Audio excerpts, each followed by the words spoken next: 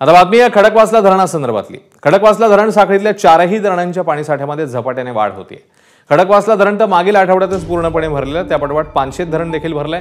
तर वरसगाव आणि टेमघर ही दोन्ही धरणं देखील भरण्याच्या मार्गावर आहेत। 4ही धरणांमध्ये मिळून 90% पाणीसाठा जमा झालाय। त्यामुळे या धरणांमधून सोडलेलं पाणी उजनी धरणात जमा होण्यास सुरुवात झाली आहे। मात्र सतत सुरू असलेला पाऊस बघता या धरणांमधून सोडण्यात येणाऱ्या पाण्याचं काटेकोर नियोजन करण्याची गरज आहे।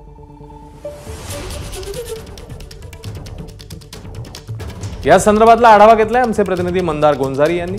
पाहूया।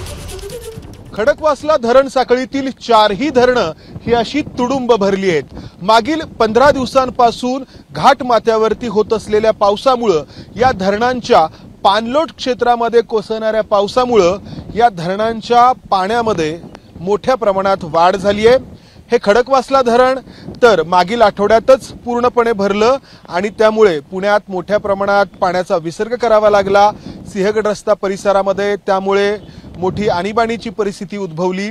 मात्र त्यानंतर या खडकवासला धरण साखळीतील पानशेत धरण देखील 95% भरलं।